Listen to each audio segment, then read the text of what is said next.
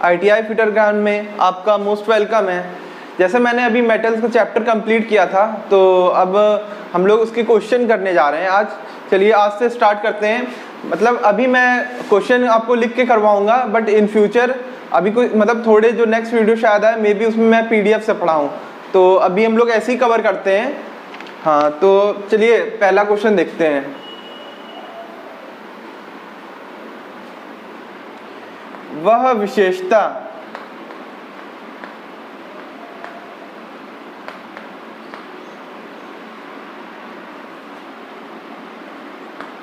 जिससे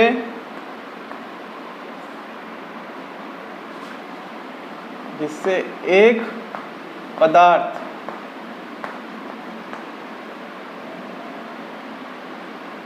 दूसरे पदार्थ को काट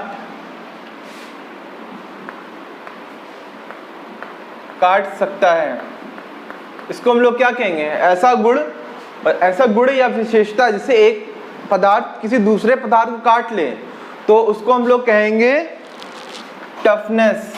मैंने आपको प्रॉपर्टीज में पढ़ाया था, एक बार आप वीडियो जाके चेक करिएगा, ठीक है। उसको हम लोग कहेंगे टफनेस। कोई एक मटेरियल है, उसको मैं किसी दूसरे से काट रहा हूँ, दूसरे मटेरियल से, तो इस काटने वाली प्रॉपर्टी को हम लोग क्या कहते हैं? टफनेस। ये आपका पहला क्वेश्चन। अब हम नेक्स्ट देखते हैं। आपका नेक्स्ट है, ठीक है, धातु को शीट में बदलने का गुण क्या कहलाता है? जब धातु को हम लोग बताया था, किसी धातु को जब हम लोग हल्के लाइट हैमर से पीट के शीट में बदलते हैं, तो उसको हम लोग कहते हैं मैलिबिलिटी। इसको हम लोग कहते हैं मैलिएबिलिटी। मैलिएबिलिटी को हिंदी में क्या कहते हैं हम लोग? आघात वर्धनता।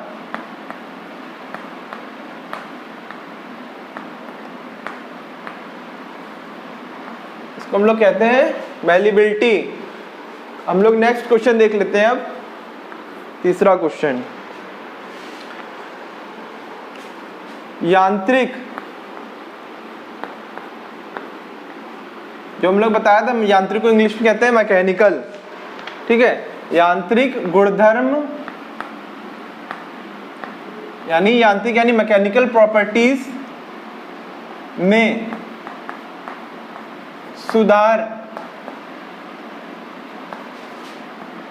करने की विधि या प्रोसेस। विधि को हम लोग क्या कहते हैं? प्रोसेस। इसको क्या कहते हैं हम लोग? कौन सी विधि होती है? यांत्रिक गुणधर्म में सुधार करने की विधि को हम लोग कहते हैं हीट ट्रीटमेंट प्रोसेस। एक आपका ये पूरा चैप्टर है हीट ट्रीटमेंट का, मैं उसमें बताऊंगा उसमें क्या क्या है। जैसे एनीलिंग है, एनीलिंग सॉफ्ट धातुओं के लिए करी जाती है, ठीक है। एनीलिंग हो गया, नॉर्मलाइजिंग हो गया, हार्डनिंग, टेम्परिंग, ये सब प्रोसेस है वो हीट ट्रीटमेंट के अंदर आता है। ये सब हमारे यांत्रिक गुणों में चेंज करने के लिए, जैसे हमें डिजायरेबल प्रॉपर्टी चाहिए किसी मटेरियल की, तो हम लोग हीट ट्रीटमेंट प्रोसेस करेंगे। उससे क्या होगा? हम लोग एक टेम्परेचर तक गर्म करते हैं, फिर उसको क्वेंचिंग करते हैं, या किसी फर्नेस में या कोई सैंड में रख के उसको दबाते हैं। तो ये सब प्रोसेस में आपका यांत्रिक गुणधर्म में सुधार करा जाता है, अपने रिक्वायरमेंट के अकॉर्डिंग बनाया जाता है। अब हम लोग नेक्स्ट क्वेश्चन देख लेते हैं।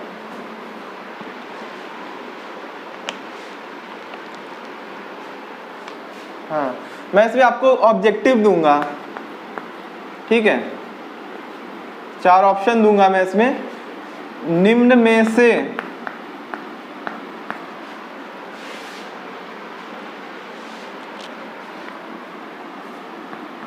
से कौन सी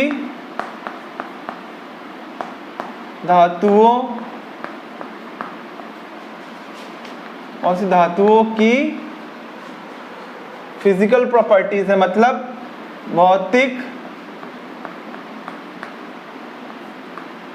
भौतिक विशेषता है।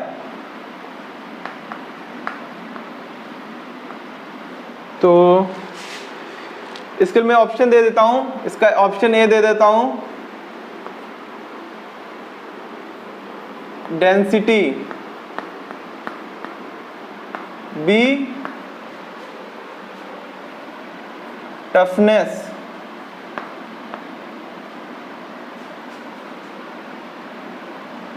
सी ब्रिटलनेस, या डी नन ऑफ दीज।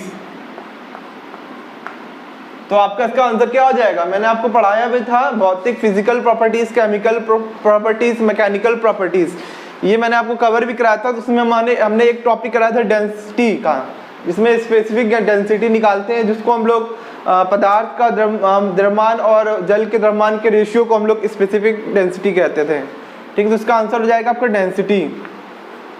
अब मैं पांचवा क्वेश्चन देख लेता हूं।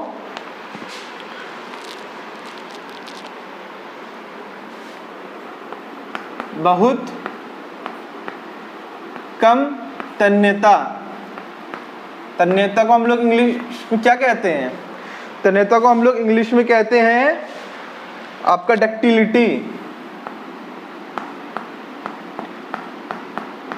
बहुत कम तन्यता, बहुत कम तन्यता तथा मैलिबिलिटी।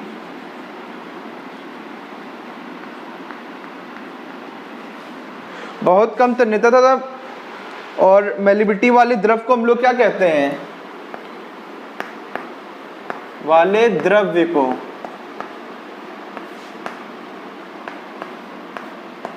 क्या कहते हैं बताइए?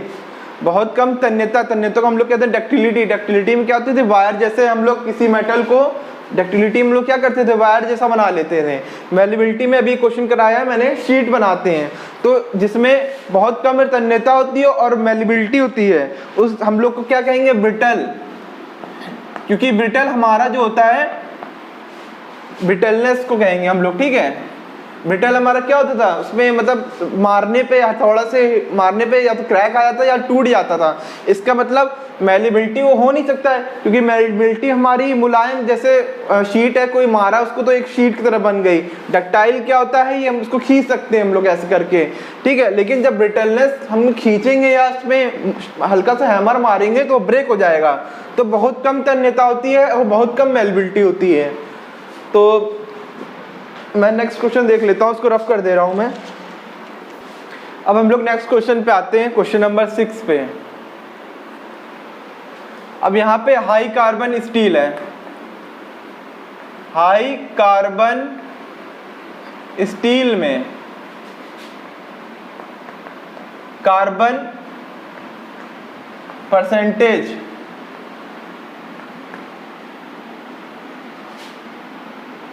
कितना होता है?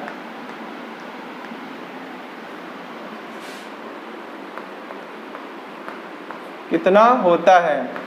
चलिए मैं इसका ऑप्शन दे दे रहा हूं। ए आपका 0.3 से 0.6% कार्बन,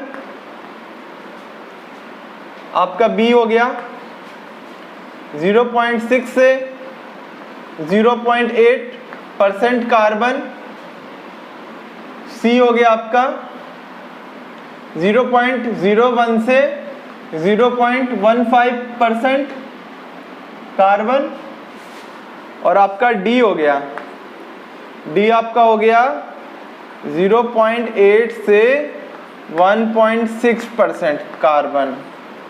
हाँ, तो अब ये क्वेश्चन ध्यान से देखिएगा, इसमें से मोस्ट प्रोबेबली चांस है कि एक क्वेश्चन आपको पेपर में मिलेगा ही। ठीक है, हाई कार्बन स्टील में मैंने आपको बताया था कि 0.15 से 0.30 तक आप 0.16 तक आप लिख लीजिए। इसका डबल कर दीजिए 0.30, इसका हाफ कर दीजिए 0.8 हो गया इसका हाफ। ठीक है, इसका हाफ करेंगे कितना आएगा? 0.8। अब ये क्या हो जाता है? ये हमारा लो कार्बन स्टील, ये हमारा मीडियम कार्बन स्टील, अब ये आपका हाई कार्बन स्टील हो गया। अब देखिए मैंने आपसे क्वेश्चन में पूछा था, हाई कार्बन स्टील, मैंने ये पूछा है। अब देखिए 0.8 से 0.16, यानी हमारा डी ऑप्शन सही है। अब इसी में आपसे पूछ लेता कि लो कार्बन स्टील में कार्बन परसेंटेज, तो 0.15 से 0.30 आपका मतलब पहला ऑप्शन सही हो जाता, मतलब आपका मतलब इसमें मैंने लिखा नहीं है, आपका ये 0.15 से 0.30 वाला आपका सही हो जाता है। नेक्स्ट आपसे पूछ लेता मीडियम कार्बन स्टील, तो इसके 0.30 से 0.8% तक आपका परसेंटेज हो जाता है कार्बन का। और ये आपका जो होता है डेड माइल्ड स्टील भी होता है, इसका 0.01 से 0.15% होता है कार्बन। तो इस तरह से आपके इसमें 4 क्वेश्चन बन सकते हैं, तो आप ये अच्छे से समझ लीजिए। अब मैं नेक्स्ट क्वेश्चन पे आ जाता हूँ। 7वां क्वेश्चन है, यदि धातुएं तन्य हैं तथा यदि धातुएं तन्य हो और कर्तन गति उच्च हो, कर्तन गति को हम लोग क्या कहते हैं? कटिंग स्पीड उच्च हो, तो यदि कोई धातु की तन्यता शक्ति ज्यादा हो और कर्तन यानी कटिंग स्पीड अधिक हो, तो उसमें हमारा क्या कैसे मतलब चिप्स निकलते हैं? इसमें हमारे हो तो कैसे चिप्स निकलेंगे, ये लिख लीजिए, कैसे चिप्स प्राप्त होगा, कैसे या कैसा चिप्स प्राप्त होगा।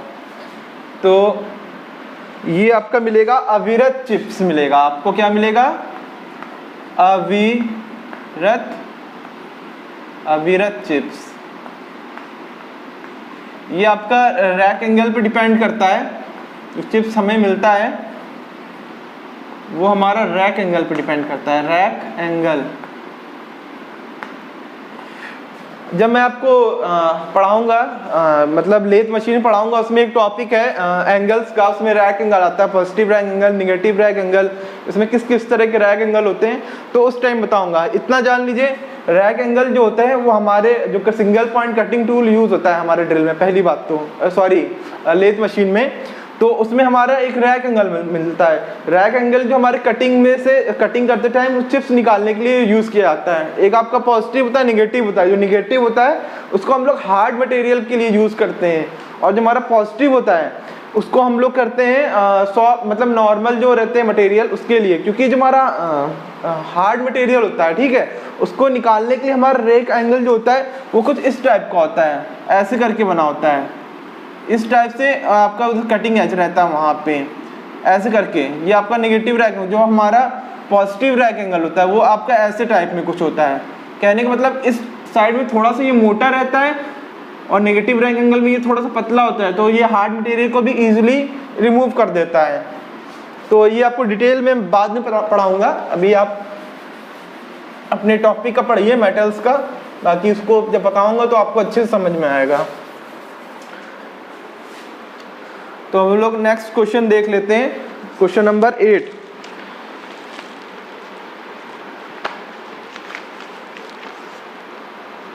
हाँ, प्रत्यास्था सीमा के अंदर, प्रत्यास्था सीमा के अंतर्गत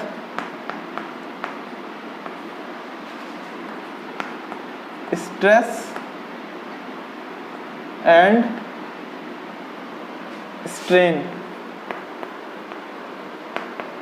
प्रत्यास्था सीमा के अंतर्गत स्ट्रेस एंड स्ट्रेन के अनुपात को हम लोग क्या कहते हैं? स्ट्रेन को हम लोग क्या कहते हैं? खिंचाव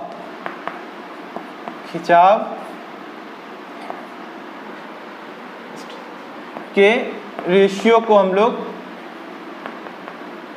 क्या कहते हैं बताइए? इसको हम लोग कहते हैं प्रत्यास्था।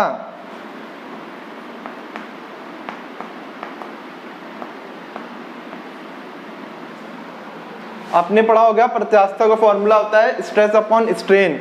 इसको हम लोग ऐसे भी डिफाइन कर सकते हैं, स्ट्रेस अपॉन स्ट्रेन। ये सब क्वेश्चन आपसे पूछे जा चुके हैं एग्जाम में, कोई मैं अलग से नहीं करा रहा हूँ। कुछ क्वेश्चन मेरे अलग से भी हैं बट बहुत इंपॉर्टेंट है। ये पेपर में आया वो क्वेश्चन, प्रत्यास्थ सीमा के अंतर्गत स्ट्रेस और स्ट्रेन के अनुपात को हम लोग क्या कहते हैं, इलास्टिसिटी, प्रत्यास्थता। अब हम लोग नेक्स्ट क्वेश्चन देख लेते हैं, रफ कर दे रहा हूं मैं इसको। अब क्वेश्चन देख लेते हैं हम लोग क्या है।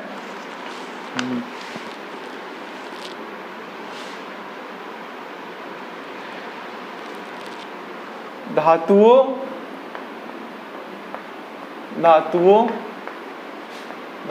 का वह गुण जिसके कारण वह झटके, धातुओं का वह गुण जिसके कारण वह झटके सहन कर सकता है।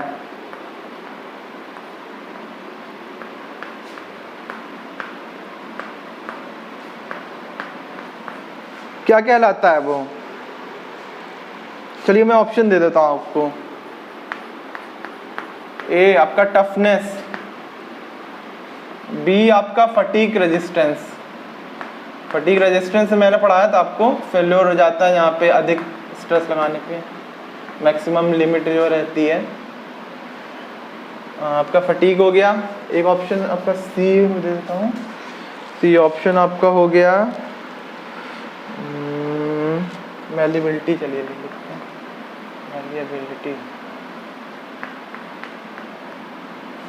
मैलिबिलिटी, और डी आ गया नन। तो आपका क्या आंसर होगा? मेरा टफनेस, इसका आंसर होगा टफनेस। ये भी मैंने आपको बताया था कि झटका लगता है तो टफनेस अपना मतलब मैक्सिमम जितना सहन कर पाता है वो कर लेता है, टफनेस उसे कहते हैं। वो झटके लगने पे वो झटका सह सकता है, मतलब आपको मैंने एक्सप्लेन किया था। ठीक है, नेक्स्ट क्वेश्चन देख लेते हैं।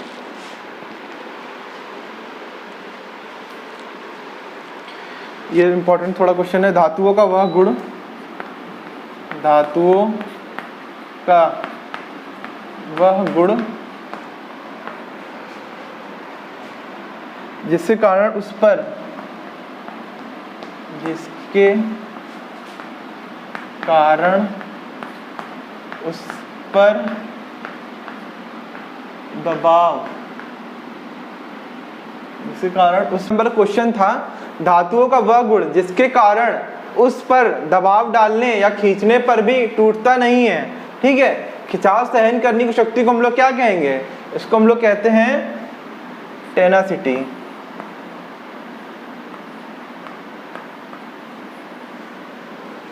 हम लोग 11वें नंबर क्वेश्चन देख लेते हैं।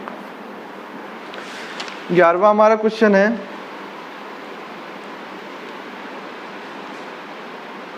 वो मोस्ट इंपॉर्टेंट क्वेश्चन है।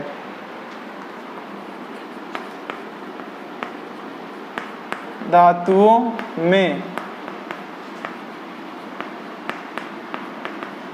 ब्रिटलनेस का विपरीत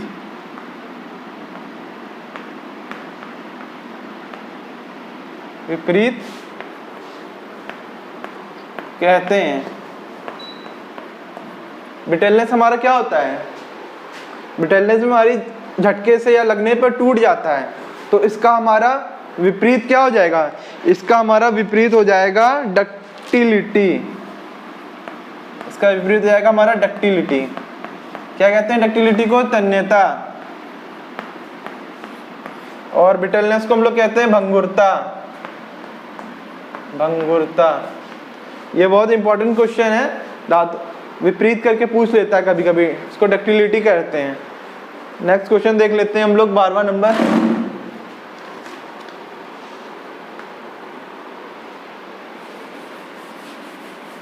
अब हम लोग नेक्स्ट क्वेश्चन देख लेते हैं, 12 नंबर क्वेश्चन देख लेते हैं। कौन से द्रव का गुण प्रतिबल के दौरान विरूपण मतलब शेप में चेंजमेंट का प्रतिरोध करती है? उसको कौन सा है? उसको कहते हैं हम लोग स्टिफनेस। स्टिफनेस, इसको हम लोग कहते हैं, हम लोग कहते हैं इसको स्टिफनेस। चलिए अब हम लोग नेक्स्ट क्वेश्चन देख लेते हैं। स्टिफनेस को हम लोग हिंदी में क्या कहते हैं? कड़ापन। हाँ, तो अब हम लोग नेक्स्ट क्वेश्चन देख लेते हैं, 13वां नंबर। Gun metal, gun metal alloy का कंपोजिशन क्या है? ऑप्शन दे देता हूं आपको। कॉपर, कॉपर टिन, और आपका गया कॉपर हो गया, टिन हो गया, zinc. A option, A option हो गया आपका। B option, copper plus zinc plus lead. C option हो गया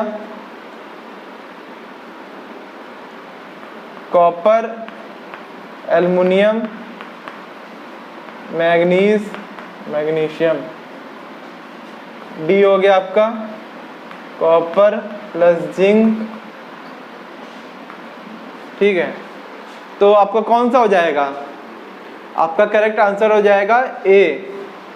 मैंने आपको बताया था याद करने का तरीका। कॉपर हमारा इसमें हो जाता है 88%, आपका टिन 10%, 2% आपका जिंक हो जाता है। नेक्स्ट क्वेश्चन पे आ जाते हैं। 14 क्वेश्चन मैं बता देता हूँ आपको। एक अच्छा क्वेश्चन है। स्टील में क्या मिलाने पर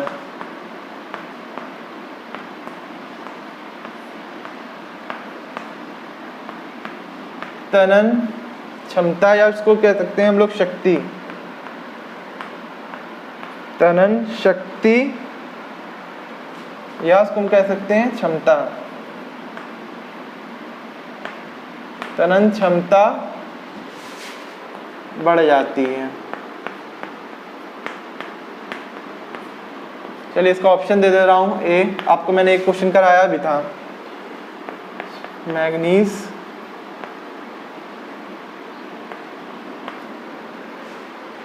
मैग्नीज हो गया, और एक आपका कॉपर,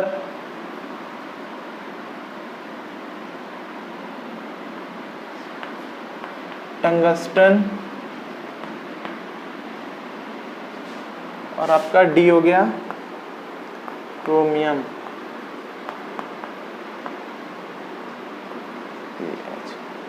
आपका क्रोमियम हो गया। चलिए, तो आपको मैंने बताया था कि मैग्नीज मिलाने पर पदार्थ में उसकी तनन शक्ति हमारी बढ़ जाती है, तो उसका करेक्ट आंसर हो जाएगा मैग्नीज। बहुत ही इंपॉर्टेंट क्वेश्चन है। चलिए नेक्स्ट क्वेश्चन देख लेते हैं अब। हाँ, तो स्टूडेंट 15 नंबर जो हमारा क्वेश्चन है वो देख लेते हैं। सॉफ्ट सोल्डर जो होता है उसमें हमारा कंपोजिशन क्या होता है? तो देख लीजिए, ऑप्शन देखिए। पहला है 70% लेड, 30% टिन, 60% लेड, 40% टिन। सी है 50% लेड, 50% टिन। डी है आपका 45% आपका लेड है, 55% आपका टिन है।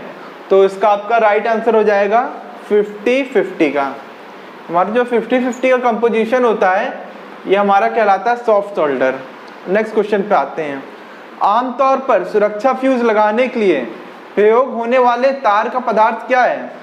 कैसा होता है तार का पदार्थ? तो ये हमारा होता है मिश्र धातु। ये हमारा मिश्र धातु होता है आपका टिन प्लस लेड का। इस मिश्र धातु को हम लोग फ्यूज में प्रयोग में लाते हैं। लेड को हम लोग सीसा भी कहते हैं, सीसा। ऐसे आपसे पेपर में डायरेक्ट पूछ सकता है सीसा को किस केमिकल नेम से बुलाया जाता है? और चलिए नेक्स्ट क्वेश्चन देख लेते हैं। 17वां नंबर है, बहुत इंपॉर्टेंट क्वेश्चन है। पिट फर्नेस का दूसरा नाम क्या है? मैंने ऑप्शन दे रखा है। नंबर 1 कुपोला, बी क्रूसिबल, सी जो पुडलिंग, तीसरा नन ऑफ दिस। तो इसका आपका जो करेक्ट आंसर हो जाएगा वो होगा आपका क्रूसिबल। पिट फर्नेस को हम लोग क्रूसिबल भी जानते हैं। मैंने आपको इसका मेथड पढ़ाए थे तो उस टाइम मैंने ये बताना भूल गया था, इसलिए मैंने आपको एक क्वेश्चन ही बना दिया। बहुत इंपॉर्टेंट क्वेश्चन है, ये आया हुआ क्वेश्चन है, ठीक है। और 80 नंबर देख लेते हैं। लौह अयस्क जो हमारा होता है, लौह अयस्क से पिग आयरन प्राप्त करने की विधि को क्या कहते हैं? चलिए ऑप्शन देखते हैं। पहला है स्मेल्टिंग, दूसरा बेसिमर, तीसरा है एलडी प्रोसेस और चौथा नन ऑफ दिस। तो हमारा जो लौह अयस्क होता है उससे हम लोग जो आयरन, पिग आयरन जो प्राप्त करते हैं, इसको हम लोग कहते हैं स्मेल्टिंग विधि। इंपॉर्टेंट क्वेश्चन है ये भी। लास्ट क्वेश्चन हम लोग कर लेते हैं, एक आखिरी क्वेश्चन बचा हुआ है हमारा उसको। हाँ, तो हम लोग लास्ट क्वेश्चन देख लेते हैं। 17 नंबर आज की वीडियो का ये लास्ट क्वेश्चन है। भट्टी की दीवार के सबसे अंदरूनी सतह पर उपयुक्त पदार्थ जो उच्च ताप पर भौतिक और रासायनिक प्रतिक्रिया का प्रतिरोध करता है, मतलब प्रतिरोध मीन्स रोकने की कोशिश करता है, उसको हम लोग कौन सा है वो क्रिया? पहला ऑप्शन देख लेते हैं। ए है एपॉक्सी, ये नहीं हो सकता है। चारकोल भी नहीं होगा। इसका आंसर होगा रिफ्रैक्टरी, क्योंकि जब कोई इस पे उच्च ताप पर कुछ पड़ता है तो ये रिफ्रैक्टरी मीन्स उसको अपवर्तक होता है, पड़ता ही उसको मतलब दूसरी साइड पे भेज देता है, जिससे हमारा प्रोसेस इजीली हो जाता है। तो हमारे ये जो है 17 क्वेश्चन थे आज के लिए, और हम लोग अभी इसके 1-2 वीडियो और बचे हुए हैं, तो वो नेक्स्ट मैं पढ़ाऊंगा आपको आगे। नेक्स्ट टाइम मैं कोशिश करता हूँ PDF में लाने को, जिससे हमारे ज़्यादा से ज़्यादा क्वेश्चन ईजिली हो जाएं। अभी क्या है कि हम लोग ने नया स्टार्ट किया है सेटअप सब कुछ, तो थोड़ा सा आपको काफ़ी टाइम लग रहा होगा देखने के लिए। आप उसकी टेंशन ना लीजिए, जल्दी से जल्दी मैं कुछ करता हूँ। तो ITI फिटर ज्ञान को लाइक करने के लिए और सब्सक्राइब करने के लिए आपका थैंक यू, और अपने फ्रेंड्स को भी ये वीडियो भेजिए, ठीक है। और ये सब इंपॉर्टेंट क्वेश्चन थे, मैं आपको कराऊंगा कल भी। कंटिन्यू वीडियो हमारी आती रहेगी, पर डे हम लोग एक वीडियो डाल रहे हैं, तो अपना प्यार बनाए रखिए। चलिए, थैंक यू क्लास।